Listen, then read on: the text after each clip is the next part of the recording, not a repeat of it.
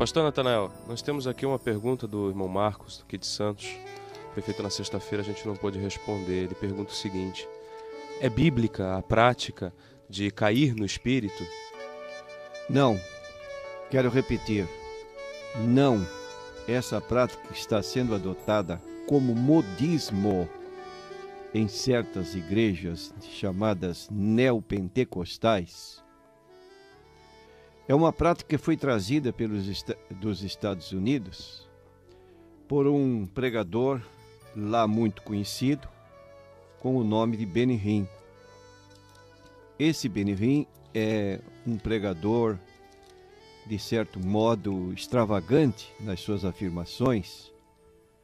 Por exemplo, ele ensinou que o primeiro super-homem que pisou neste mundo foi Adão. E interpretando o texto que diz que Deus lhe deu autoridade sobre as aves do céu, sobre os répteis e sobre os peixes, ele admite que Adão, ele podia nadar debaixo d'água, ele podia voar para ter o domínio sobre as aves e podia também dominar os chamados répteis, os grandes répteis. Então são ideias assim alucinantes, sem base bíblica, e uma das práticas que o tornou famoso mundialmente foi essa de cair no poder, também chamada fanerose. É verdade que certos homens de Deus no passado caíram diante da manifestação augusta da presença de Deus? Sim. Qualquer leitor da Bíblia Sagrada que possa ter conhecimento de ocorrências extraordinárias da presença de Deus na vida de certos profetas, de homens de Deus do passado, que eles caíram. Mas qual é a diferença entre esses homens que não suportaram a presença de Deus e caíram, com a que se observa hoje em algumas igrejas, num espetáculo adredemente preparados, quando certas pessoas de pé são chamadas à frente e atrás de cada uma delas fica um obreiro para suportar o peso do corpo quando estas pessoas desabam para trás. É a mesma ocorrência que se lê na Bíblia Sagrada? Não. Quando lemos de certos homens de Deus que caíram, você pode observar, e nós vamos fazer aqui algumas citações bíblicas, mostrando que eles caíram para frente, com o rosto em terra, numa atitude de humilhação, de humildade, demonstrando a sua pobreza, e diante da augusta manifestação do poder de Deus, então outra coisa não lhe restou senão cair com o rosto em terra, mas humilhados. Não o que está ocorrendo de pessoas que caem para trás, ficam desacordadas 1 hora, 2 horas, e depois se perguntam por que essa inconsciência. Eu fui arrebatado. E aí começa a relatar visões que nós preferimos chamar de visagens e não propriamente de visões, como as encontradas na Bíblia Sagrada. Para que não fiquemos apenas nas nossas considerações, vamos ler o livro de Ezequiel, no capítulo 1, versículo 28, e nós vamos encontrar uma experiência pela qual passou Ezequiel. Como o aspecto do arco que aparece na nuvem no dia de chuva, assim era o aspecto do resplendor em redor. Este era o aspecto da semelhança da glória do Senhor. E vendo isto, caí sobre o meu rosto e ouvi a voz de quem falava. Veja a expressão, vendo isto, caí sobre o meu rosto. Olha, quem cai sobre o seu rosto não cai para trás, cai para frente. E a pessoa, então, ela encobre até o seu rosto e ouvi a voz de quem falava.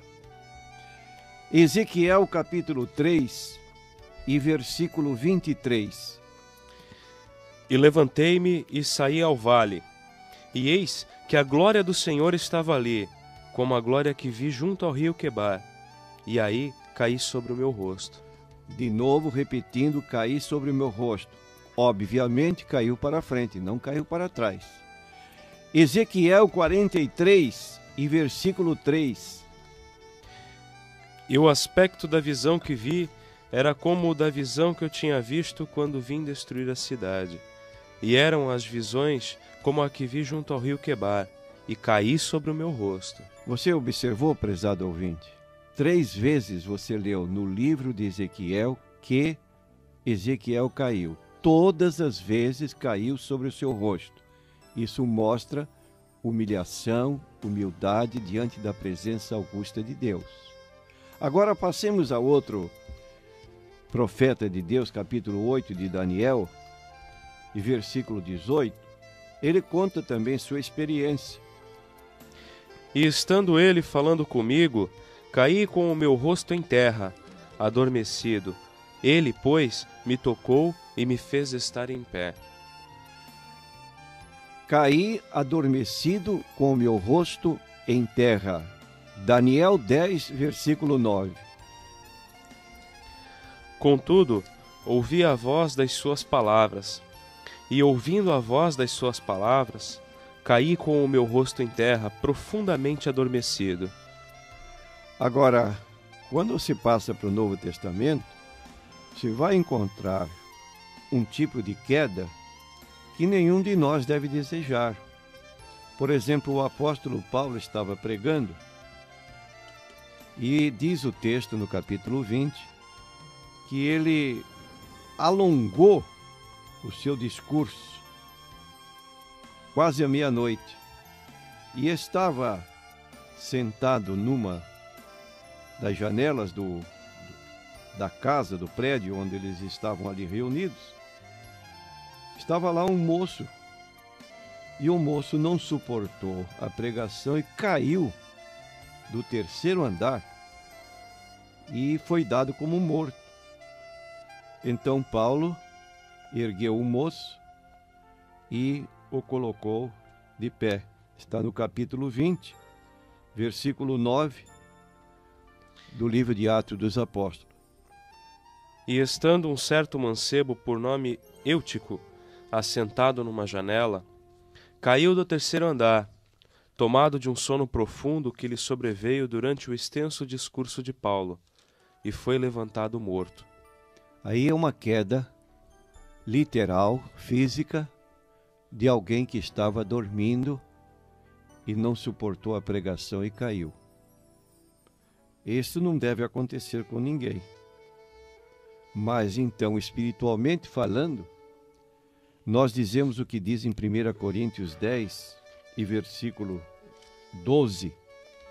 Você, meu irmão, que está espiritualmente em pé, porque a Bíblia diz, desperta tu que dormes, levanta-te. Essa é a ordem bíblica. Levanta-te dentre os mortos, e Cristo te esclarecerá.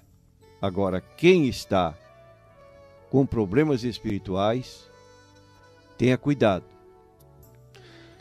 Aquele, pois, que cuida estar em pé, olhe, não caia. Você que está em pé, que vai à casa de Deus para ouvir a mensagem da palavra de Deus, não aceite essa sugestão de certos pregadores que querem se notabilizar como se eles tivessem um poder espiritual muito grande e que com a sua mensagem, com a palavra deles, fazem as pessoas cair. Você está em pé, fisicamente, espiritualmente, não caia. Fique firme, ouvindo o conselho da palavra de Deus. Desperta tu que dormes, levanta-te. Esta é a ordem bíblica.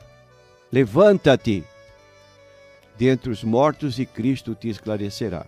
Então, concluímos que esse modismo importado da América do Norte pode servir para eles lá, mas para nós aqui no Brasil não tem cabimento. É um modismo que esperamos que em breve deixe de existir, porque a presença de Deus pode ser sentida, pode provocar essa humilhação de cairmos com o nosso rosto em terra, para a frente, e não da maneira artificial, como está sendo observado em algumas igrejas.